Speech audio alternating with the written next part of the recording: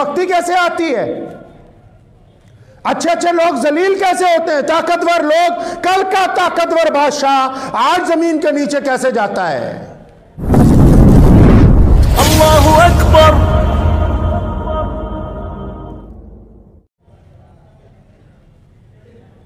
Baghdad के एक बाजार से एक अल्लाह वाले गुजर रहे थे, तो एक हलवाई की दुकान के पास हलवाई बैठा हुआ था। उसने देखा अल्लाह वाले गुजर रहे हैं, उसने बुलाया, उनको आवाज़ मारी, बिठाया, दूध गरम गरम पेश किया और जलेबियाँ बना रहा था, जलेबियाँ खिलाई। अल्लाह का शुक्र अदा किया, उसका भी शुक्रिया अदा किया। चल पड़े बाज़ार में से, तो बारिश होके हटी थी, कीचड़ बहुत था, लकड़ी की खड़ाएं पहन रखी थी, मौसम बड़ा सुहाना था। बारिश के बाद ठंडी ठंडी हवा चल रही थी। तो एक बुरी औरत अपने आशिक के साथ अपने दरीचे में बैठी हवा का लुत्फ़ ले रही थी, वो और उसका आशिक। अब ये चले जा रहे थे, तो वो अपनी ड्योढ़ी के बाहर बैठी हुई थी। अब इनके जूतों में से कीचड़ उछल के दो चार उसके तुबके उसके लिबास के ऊपर लग गए। उसे तो कम गुस्सा आया उस औरत को, आशिक को ज्यादा गुस्सा आ गया कि इसकी फकीर की क्या मजाल है, कि इसको चलने की तमीज नहीं है, इसकी जूतियों से उड़ा हुआ कीचड़ मेरी माशूका के लग गया। फौरन सीढ़ियां उतर के आया और एक जबरदस्त थप्पड़ उस अल्लाह वाले के चेहरे पर मारा और उसे कहा कि आइंदा ध्यान से चलना। तो उस अल्लाह वाले ने आसमान की तरफ सर उठाया और सर उठा के कुछ कहा और आगे चल पड़े। इतनी देर में वो औरत और वो दोनों वहां से उठे तो औरत का पैर फिसला, उन्हीं सीढ़ियों में से गिरती हुई उसी कीचड़ में आके गिरी, गर्दन की हड्डी टूट गई, मौके पर ही जान निकल गई। तो पूरे बाजार में शोर मच गया कि ये जो अल्लाह वाला जा रहा है इसने बद्दुआ दे दी, जिसकी वजह से इस औरत की मौत होगी। लोगों ने उसे घेर लिया, कहने लगे सच सही बता, तूने बद्दुआ दी है? वो कहने लगा नहीं नहीं, मैं बद्दुआ देने वाला कौन होता हूं? मैंने तो आसमान की तरफ अपनी निगाहें उठा के अपने यार को ये कहा था कि तू भी कमाल है, कभी दूध जलेबी खिलाता है, कभी इसी बाजार में थप्पड़ मरवाता है। तो लोगों ने कहा फिर ये बता ये औरत कैसे मर गई? वो कहने लगा यार ये तो दो यारों के दरमियान पंगा पड़ गया। इसके यार ने जब मेरे थप्पड़ मारा ना, तो फिर मेरे यार को बर्दाश्त नहीं हुआ कि कोई मेरे यार के थप्पड़ मार दे। या जिनकी बदबख्तियां आती हैं ना, जो दौलतमंद लोग जलील होते हैं, जो ताकतवर लोग जलील होते हैं, इनको बद्दुआएं कोई नहीं देता। कान खोल के सुन लो, लोगों की आहें इनका बेड़ा गर्क कर देती हैं। इसीलिए हर नौजवान को चाहिए, हर ताकतवर को चाहिए, हर बड़े को चाहिए कि जब वो किसी गरीब से बात करे, गुफ्तगू करे, तो उसका लबो लहजा उसके दिल को तकलीफ पहुंचाने वाला ना हो। हदीस पाक में आया कि मजलूम और अल्लाह के दरमियान कोई पर्दा नहीं है, खुदा के और मजलूम के दरमियान कोई पर्दा नहीं है। गरीब आदमी जो आपकी बात का जवाब ही नहीं दे सकता, उसको गाली देते हो। जो आपके मारने के पर आपको वापस मार नहीं सकता, उसको मारते हो। जो तुम्हारे धक्का देने के बाद तुम्हें धक्का नहीं दे सकता, उसको धक्का देते हो। तो फिर उसकी तरफ से खुदा तुम्हें धक्का देगा, और जब खुदा की तरफ से धक्का लगेगा तो कोई बंदा संभल नहीं सकता है।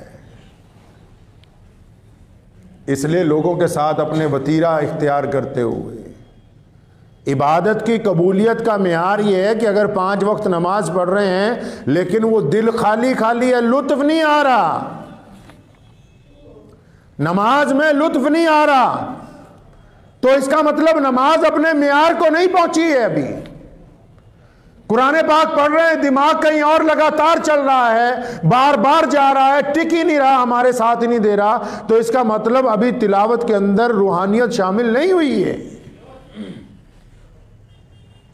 अल्लाह का जिक्र बार बार कर रहे हैं,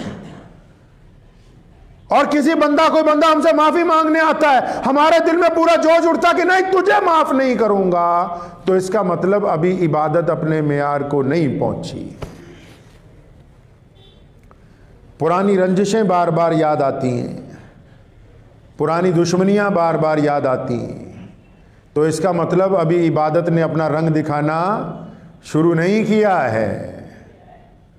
इबादत के बावजूद जुबान में बड़ी सख्ती है और हर आने वाले से मामला बड़ा सख्त है, और लोग घबरा रहे हैं कि अगर इसके सामने आ गए तो ये हमारी बेइज्जती ना कर दे। तो इसका मतलब अभी नमाज मेराज तक पहुंची नहीं, अभी ये कबूलियत की तरफ नहीं जा रही, ये खोखला है सारे का सारा काम। अल्लाह तबारक व तआला के नजदीक ये पहुंच ही नहीं रही, बात ही नहीं बन रही इसकी। बंदे को जात और बिरादरियों से नहीं पहचाना करते।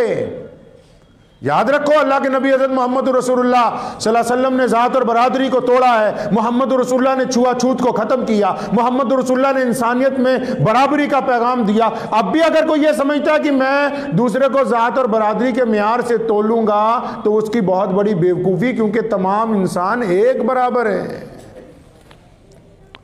यह किस तरह मुमकिन है कि आप सिर्फ दूसरे के मजहब की बुनियाद पर यह कह दें कि यह गलत है?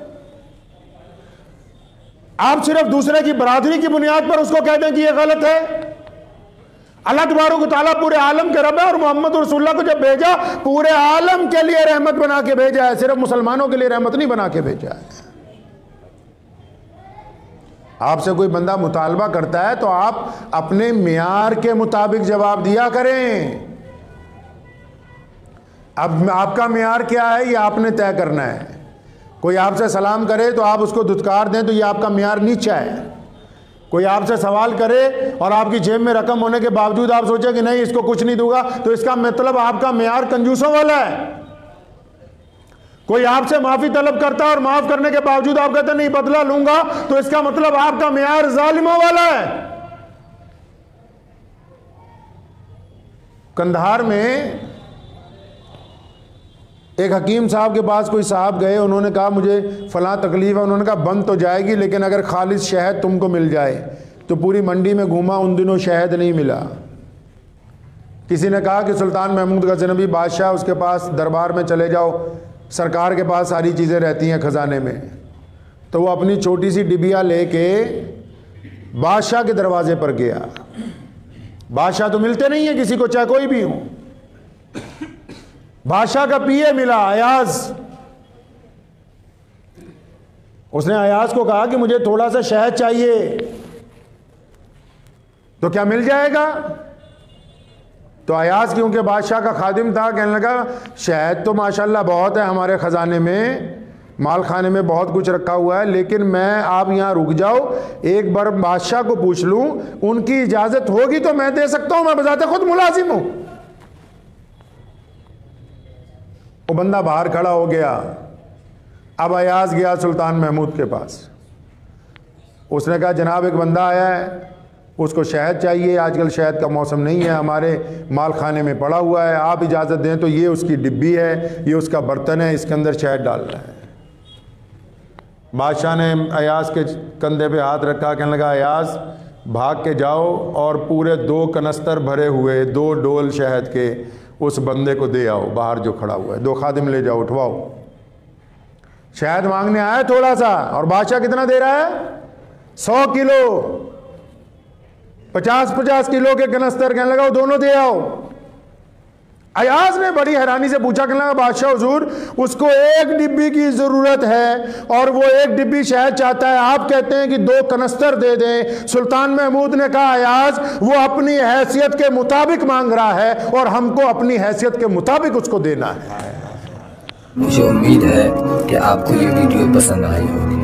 अगर पसंद आई हो तो ये आप अपने दोस्तों के साथ शेयर करें और इस चैनल को सब्सक्राइब जरूर करें।